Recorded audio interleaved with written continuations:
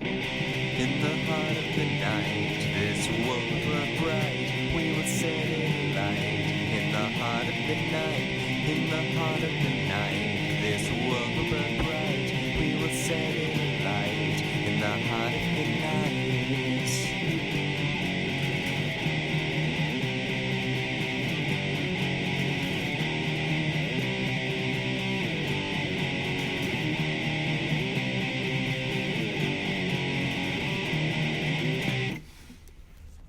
Hello everyone, I'm Anthropomantic Fiend, and I do horror-related things on the internet. Today I'm going to be reviewing another classic B monster movie. This one is The Wasp Woman from 1959, and I'm going to take off this jacket because I already am not comfortable.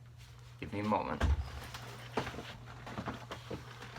This movie came out in 1959, and it's directed by the amazing Roger Corman, director of trashy B-movies and amazing gothic horror films alike.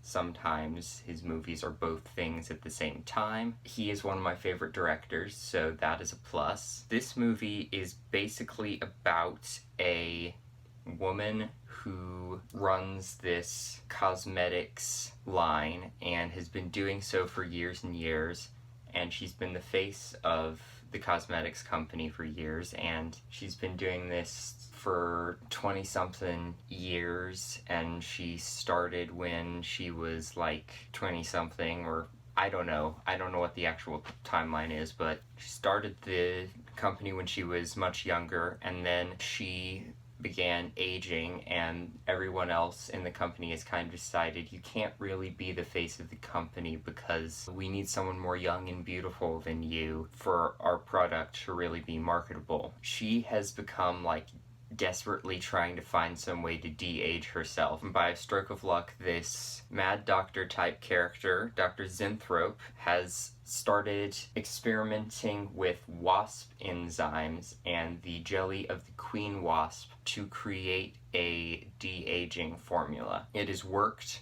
very well on many animals. He has decided that it's too risky to use on people, but this woman, her name is Miss Starlin, decides that she wants to use it on herself, and she does so at first gradually as per the doctor's wishes, but then she takes a little bit extra and it works marvelously well. But naturally we start seeing some rather nasty side effects. Music in this movie is very fun and jazzy. There's a lot of jazz elements to the soundtrack. I forget the guy's name, but it's the same guy who wrote the music for the original 1960 Little Shop of Horrors. That's also Roger Corman, came out 1 year after this. I actually went back and watched several scenes from Little Shop of Horrors just to make sure it wasn't the same music, because it's just a very similar sound, and it's not the same music, but it's the same composer, and it's just really cool jazzy music, but it still feels like 50s horror music, just done with jazz instruments and stylings. So I love the soundtrack for this movie. The actual film quality on the print that I was watching from this box set is okay. The way it's set up, there's like black bars both at the top and bottom of the screen and on the left and right, so it's just this tiny square that the movie's in. The film itself is kind of grainy, but that's the case with most of the movies I've been watching, so neither of those things really bothered me. Quality wasn't the best, but I did not care. Cinematography, there's really nothing artistic or interesting there to talk about. It's just standard movie stuff, nothing particularly creative, but it serves the film. The characters are, on the whole, again, sort of generic movie tropes. Zinthrope I really enjoyed. He's not as kooky and wild as some other mad scientist characters, but he's not a villainous character. He's just a scientist who's got a wild idea. He'll do things like talk to his wasp, but he's like, here, I've got a nice dead caterpillar for you, here you go. And I hate wasps. I hate them probably more than any other creature on the planet, but it was still kind of fun and cute to hear him talking to its wasps. The receptionist at cosmetics place. Her name is Maureen.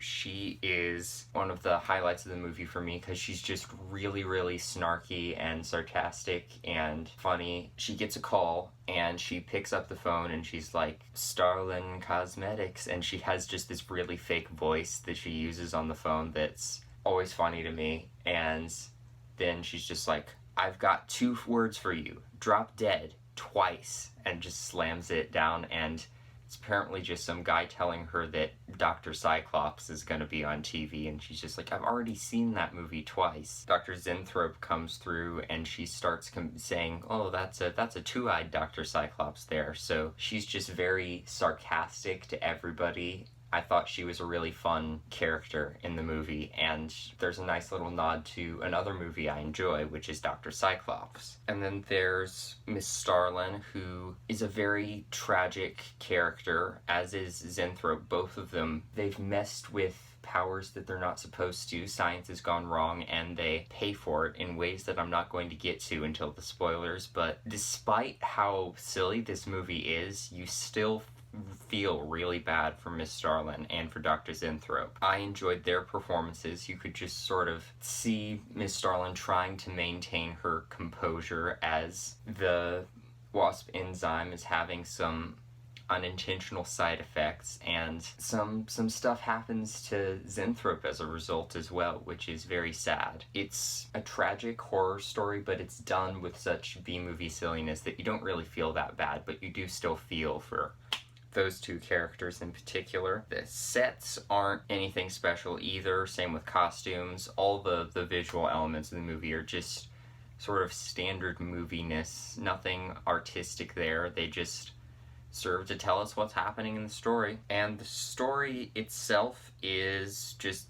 like I said, simple, straightforward, campy, B-movie fun. There were little bits that I enjoyed, like before Starlin has even met Zenthrope, she's talking with someone else who works at the cosmetics place and talking about Zenthrope's proposal of this Wasp enzyme idea, and he's just like, I don't know about that. I would stay away from wasps if I were you. Wasps are cruel and will kill anyone, and they kill their own mates even. She just sort of dismisses him and is just like, I don't want to hear about the love life of the Queen Wasp. But there's just sort of some eerie premonition there, which I liked. And then there's a somewhat silly aspect, which is that the tests that Zenthrope has done on his animals have de-aged them, but basically, like, he does it on an adult dog and it turns into a puppy. And, like, there's a weird scene where it's just, like, these guinea pigs, and I'm assuming they're supposed to turn into baby guinea pigs, but I'm pretty sure those are mice. Based on that, I would pretty much expect the enzyme to turn Miss Starlin into a baby, but it just makes her more youthful. And there's also a cat that turns into a kitten, and something not good happens with the cat, so if you don't want to see something not good happen to the cat, don't watch this movie. And then there's like one tiny gripe with this movie I had, which was there's a little driving montage that could have been taken out and is just kind of unnecessarily long. It's just multiple shots of this guy driving through town to get to a certain place to get some info, and you really could have just cut it out and just cut to him getting to the place or sending a phone call relaying the information to the other characters. And yeah, it's really just kind of there and doesn't need to be, so I would cut that out of the movie. But otherwise, this is a solid, fun little Roger Corman B-movie that I recommend you check out. I forgot to mention the effects, because those are spoilers, but the effects in this are not good. They're hilarious. They are very ridiculous, clearly fake, but that's why I love them. They're just wonderful, cheesy monster movie goodness. So I, in conclusion, recommend that you check out The Wasp Woman. It's far from a perfect movie. It's not the most interesting movie, but it is a solid, fun, watchable Roger Corman B-movie. So that is the spoiler-free section of my review of The Wasp Woman. Here are the spoilers.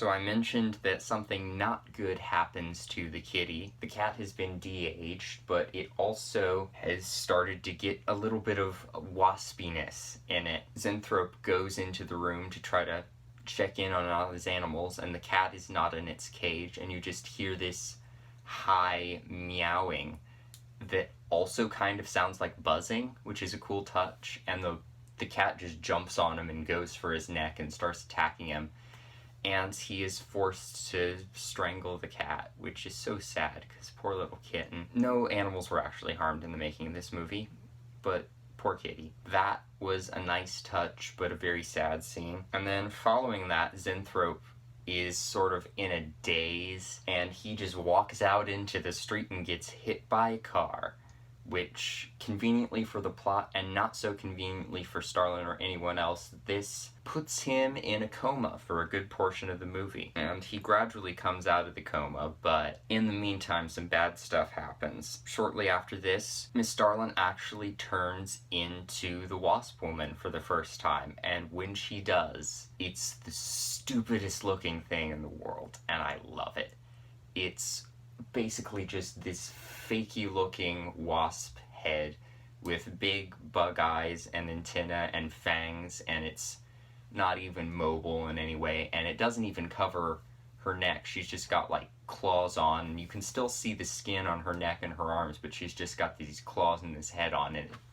It's the fakest cheap Halloween costume looking thing in the world, and it's beautiful. She'll go for people's throats and bite them vampire style, and blood will gush out, and it's pretty clearly chocolate syrup. I know that worked for Hitchcock and Psycho, but maybe I just knew that because I've researched a bunch of B-movies, but it's just sort of fun, goofy B-movie monster kills, and I support that 100%. The enzyme basically turns her into this tragic vampire werewolf character, albeit with the stupidest makeup in the world that I love. She has this bloodthirst that she can't control, and she does bite people on the neck, vampire style, and she will just sort of randomly transform at inopportune times and kill people that she cares about. So very sad, but also very ridiculous, because God, that makeup is so cheesy. It's beautiful. She dies in my favorite way for characters to die in the movie, which is actually two of them combined, which is Zenthrope, who has partially regained consciousness, finds this convenient little bottle on a tray of carbolic acid.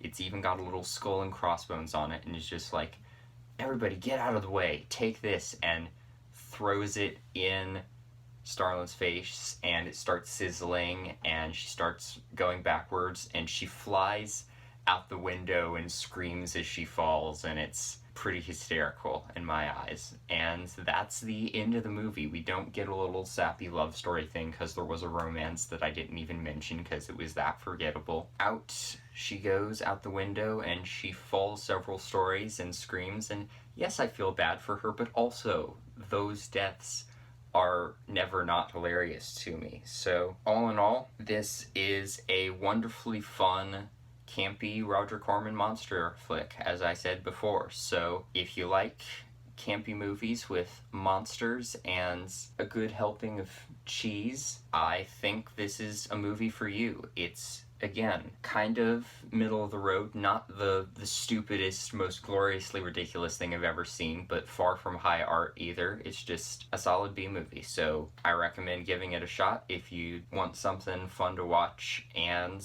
that is my review of The Wasp Woman. Thank you for watching my video. Hopefully I will see you in another one. Bye.